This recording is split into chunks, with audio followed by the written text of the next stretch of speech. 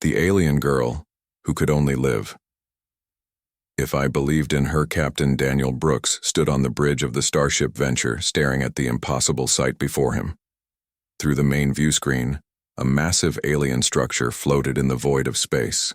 Near the edge of explored territory, its surface shimmered with colors that should not exist in nature. Colors that hurt to look at for too long. The ship had been on a routine mapping mission when the sensors picked up the anomaly now. 3 days later, they were still trying to understand what they had found.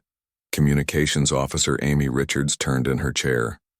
"Sir, I'm picking up something strange. It's like a signal, but it's not following any pattern we recognize." Daniel moved closer to her. "Station, can you isolate it?" He worked her controls for a moment, then stopped. Her eyes went wide. "It's not coming from the structure. It's coming from inside the ship." That made no sense. The Venture had been thoroughly scanned. There was nothing aboard. That shouldn't be there. Daniel felt a cold tension building in his chest. "Check it again." I ran the scan twice more. "Same result, sir. The signal is coming from Deck 7, Section 12, that's near the cargo bay." Daniel activated the comm system security. "Team to Deck 7, possible intruder." He looked at his first officer, Lieutenant Carlos Martinez. "You have the bridge, I'm going down there." The walk to Deck 7 felt longer than it should have. Daniel kept his hand near his sidearm, though he wasn't sure what good it would do against something that could appear on a sealed starship in deep space. 2 security officers joined him outside the cargo bay entrance. The door slid open, and Daniel stepped inside. The bay was dimly lit, filled with standard supply containers and equipment. Nothing seemed out of place. Then he saw her. She stood in the center of the bay between 2 rows of containers. A young woman who looked entirely human, except for the faint luminescence that seemed to emanate from her skin. She wore no spacesuit, no uniform, just simple clothes that looked handmade. Her hair was dark and long. Her eyes were an impossible shade of violet. She looked terrified. The security officers raised their weapons, but Daniel held up a hand. "Wait," the girl took a step back. "Please don't shoot me." Her voice was soft, almost musical. She spoke perfect English. Daniel kept his voice calm. "Who are you? How did you get on my ship?" "My name is Lily," the girl said. She wrapped her arms around herself as if cold. "I don't know how to explain this. You're not going to believe me, me." Daniel said. Lily looked down at the floor. "I'm not supposed to exist?" "Not anymore, my people. We don't have physical forms like you do. We exist as thoughts, as ideas, as stories that get told across the universe, but we need others to believe in us, to give us shape, to make us real." Daniel felt his skepticism rising. This is some kind of trick. No, Lily looked up at him with those violet eyes, and he saw a genuine fear in them. "My world, my people. We were attacked by something that feeds on belief, on faith, on hope. It consumed almost everything we were. I escaped, but barely. I'm weak, I'm fading. The only reason you can see me at all is because when your ship came close to our structure, something in you reached out to the unknown. You wondered, you hoped there might be something new out here. That tiny bit of belief gave me enough strength to take form." One of the security officers spoke up. "Sir, this doesn't make sense." Daniel agreed it didn't make sense, but he had seen a lot of impossible things in his years exploring space, and something about the girls. Desperation felt real. "What do you want from us?" "I need help," Lily said. "I need people to believe in me. To believe that I'm real. If enough people do, I can sustain myself. I can even help you. But if no one believes," she trailed off, "I'll just fade away like I never existed at all." Daniel studied her carefully. "If what you're saying is true, why should we believe you? What proof can you offer?" Lily closed her eyes for a moment. When she opened them again, she looked even more afraid. "I can show you things. Knowledge from across the universe, stories and secrets from 1,000 different worlds. But every time I use that power, it drains me. If you don't believe, if you reject what I show you, it will kill me faster. So you're asking me to take this on, Faith?" Daniel said. Lily nodded slowly. "Yes." The security officers looked at Daniel, waiting for orders. He knew what the logical choice was: treat this as a security threat. Contain it, study it, follow protocol, but something stopped him. Maybe it was the look in her eyes. Maybe it was the strange signal Amy had detected. Maybe it was just the loneliness of deep space making Him want to believe in something magical. Take her to medical bay, Daniel said, keep her comfortable. But under observation. Lily sagged with relief. Thank you. Over the next few hours, the ship buzzed with rumors about the mysterious girl who appeared. From nowhere, Daniel called a meeting with his senior staff in the conference room. Lily sat at one end of the table, looking small and vulnerable. Dr. Helen Kim had examined her thoroughly. Her scans show human physiology mostly, but there are anomalies. Her cellular structure is unstable, like it's not quite decided what it wants to be. I've never seen anything like it. Amy Richards added, I've been analyzing the signal.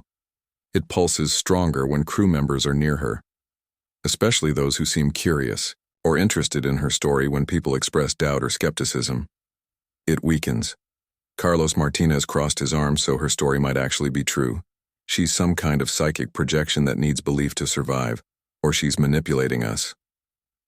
Lily said. Quietly, they all looked at her. I understand your doubt. I would doubt too if I were you, but I'm telling the truth. My people called ourselves the Resonance. We existed in the spaces between thought and reality. We helped other species. We shared knowledge. We were guardians of forgotten stories. What attacked you? Daniel asked. Lily shivered. Something old. Something that exists only to consume it. Has no name that can be spoken. Just a hunger that never ends. It found our realm, and it fed on us most of. My people are gone now. I'm one of the last. Helen leaned forward. Can you prove any of this? Show us something? Only your people would know. Lily hesitated. If I do, it will weaken me. I might not have the strength to do it again. We're not asking you to hurt yourself, Daniel said, but we need something. Lily closed her eyes, and the air in the conference room seemed to shimmer. She began to speak, and her voice echoed strangely as if coming from far away.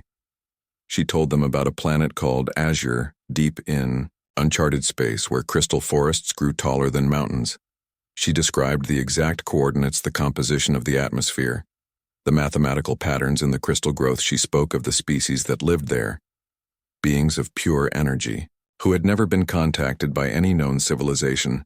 She told them secrets about Earth, things that had been lost to history, ancient civilizations that existed before recorded time, the true purpose of structures that archaeologists had puzzled over for centuries. She revealed scientific principles that could revolutionize their understanding of physics, and as she spoke, her glow faded.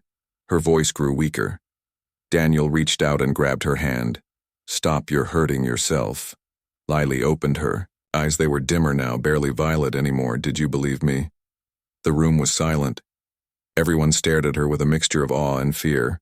Helen spoke first. I don't know how, but you just described quantum principles that our best scientists are only theorizing about, things we haven't published yet, things you couldn't possibly know. I nodded, and those coordinates, those astronomical readings, they're consistent with gaps in our star charts, places we haven't explored. Yet Daniel squeezed Lily's hand gently. I believe you. Lily smiled, and some of the glow returned to her skin. Thank you. Over the following days, the venture became a divided ship. Some crew members accepted Lily as real and visited her, speaking with her, learning from her, sharing their own stories with her. Others remained skeptical, calling her a threat or a delusion, demanding she be confined or ejected. Daniel found himself visiting Lily often in the small quarters they had given her. They talked about everything: her world, his life, the nature of existence itself. You have to understand, Lily said one evening as they sat together looking out at the stars through her viewport. My people, we didn't just survive on belief. We thrived on connection. When someone truly believed in us, we became part of their story, and they became part of ours. We grew together. Daniel watched her face in the starlight. You're asking a lot of people. Belief without evidence goes against everything we're taught.